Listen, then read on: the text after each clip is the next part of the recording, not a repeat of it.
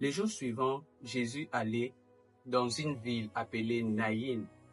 Ses disciples et une grande foule étaient avec lui.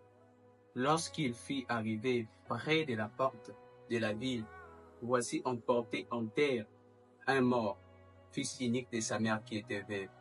Et beaucoup de gens de sa ville étaient avec elle.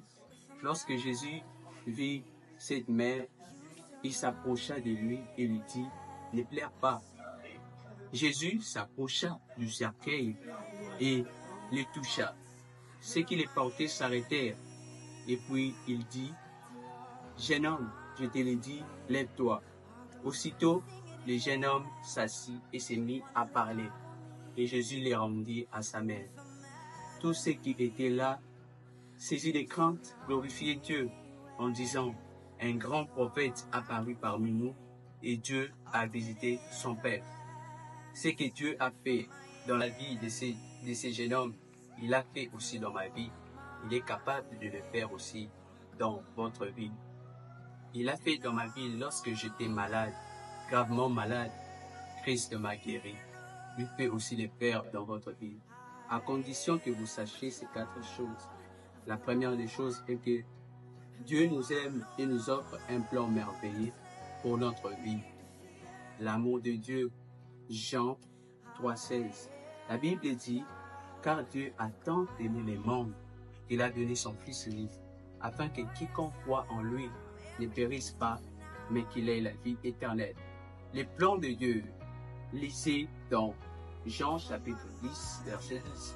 Il est écrit, « Moi je suis venu afin que le brebis ait la vie et qu'elle l'ait en abondance. » La deuxième des choses est que l'homme est pécheur et séparé de Dieu.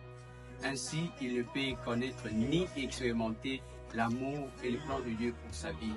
Romains chapitre 3, verset 23, il est écrit, « Car tous ont péché et sont privés de la gloire de Dieu. » Romains chapitre 6, verset 23, il est écrit, « Car le salaire du péché, c'est la mort, la séparation spirituelle avec Dieu. » La troisième des choses est que Jésus est la seule solution de Dieu pour le pardon de péché de l'homme.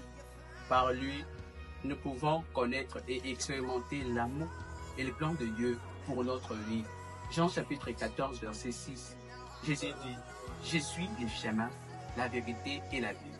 Nul ne vient au Père que par moi. » La quatrième des choses est que nous devons accepter personnellement Jésus-Christ dans notre vie comme Seigneur et Sauveur.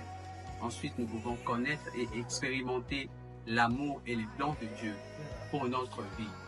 Apocalypse chapitre 3, verset 20, il est écrit, « Voici, je me tiens à la porte et je frappe, que celui qui entend ma voix et qui ouvre la porte, j'entrerai, je souperai avec lui et lui avec moi. » Nous acceptons Jésus au moyen de la prière faite avec foi.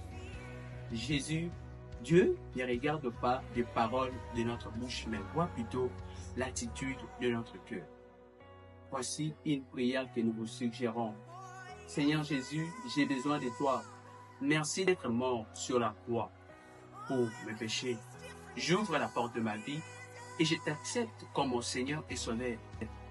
Prends la direction de ma vie et fais de moi la personne que tu désires que je sois. Amen. Vous avez reçu le Seigneur Jésus dans votre vie et vous êtes devenu enfant de Dieu. Si vous avez des questions, n'hésitez pas à nous écrire dans les commentaires et aimez la page et partagez cela à d'autres personnes. Que Dieu vous bénisse.